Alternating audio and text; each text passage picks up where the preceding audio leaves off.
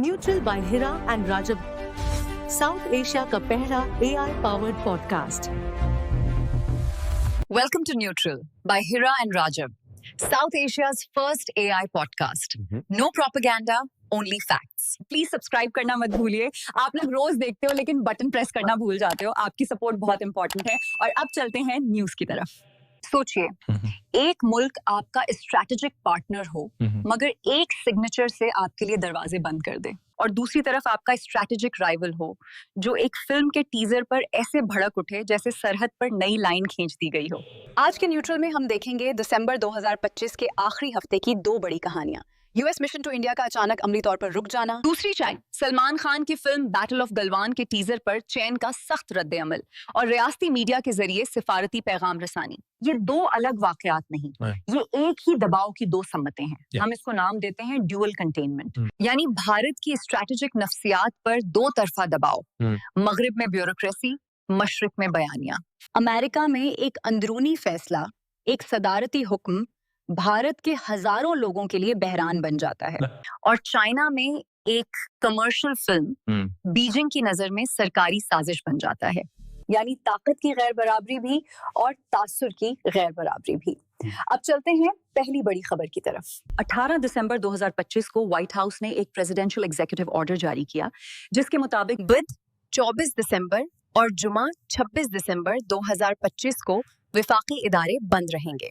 और चूंकि अमेरिकी सिफारत खाने और कौंसल खाने भी एग्जीक्यूटिव ब्रांच के तहत आते हैं, लिहाजा नई दिल्ली एम्बेसी और भारत के कौंसल खाने मुंबई, चेन्नई, हैदराबाद, कोलकाता सब में रूटीन कॉन्सुलर सर्विसेज बंद हो गई हैं. उसमें एक और कंप्रेशन इफेक्ट था. देखें टाइमलाइन, 23 दिसंबर आखिरी काम वाला दिन, 24 बंद एग्जीक्यूटिव ऑर्डर, 25 बंद क्रिसमस, 26 बंद एग्जीक्यूटिव ऑर्डर, फिर वीकेंड, और बाकायदा निजाम कई दिन सुस्त. यानी अमली तौर पर ये सिर्फ 3 दिन की छुट्टी में नहीं, ये पूरे सिस्टम का जाम है.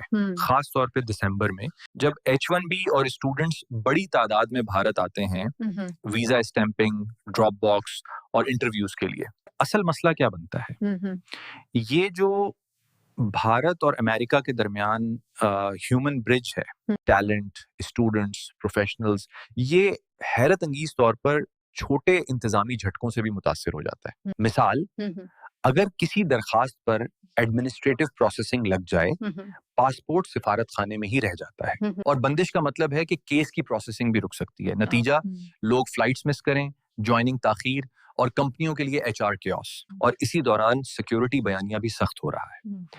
अमेरिकी मिशन भारत के लिए level 2 advisory exercise increased caution, जुर्म और दहशतगर्दी के खदशात के साथ मौजूद है. और वीजा अमल में सिक्योरिटी फर्स्ट वाली थिंकिंग ज्यादा नुमाया है. अमेरिकी सफारत खाने ने वाजे किया कि वीजा दरख्वास्त दहिंदगान को पिछले 5 साल की सोशल मीडिया हैंडल्स जाहिर करना होंगे. यही वो एसिमेट्री ऑफ पावर है. वॉशिंगटन में छुट्टी और दिल्ली, मुंबई, हैदराबाद में हजारों जिंदगियां शेड्यूल के रहमो करम पर. अब चलते हैं दूसरी बड़ी कहानी की तरफ, जिसमें बंदिश नहीं बल्कि भड़काव है. एक ट्रेलर और एक मुल्क का रियासती मीडिया पूरी तरह हरकत में. 27 दिसंबर 2025 को सलमान ने अपनी फिल्म बैटल ऑफ गलवान का टीजर रिलीज किया. फिल्म की बुनियाद है 15 जून 2020 का गुलवान वाकया, जहां भारत और चीन के फौजियों में शदीद झड़प हुई थी. रिपोर्ट्स के मुताबिक फिल्म में सलमान खान एक ऐसे किरदार में हैं जो कर्नल संतोष बाबू से मुतासिर बताया जाता है. और टीजर का अंदाज बहुत मैसी है. सख्त जुमले, जंगी फजा और वो लाइन, मौत से क्या डरना, उसे तो आना है.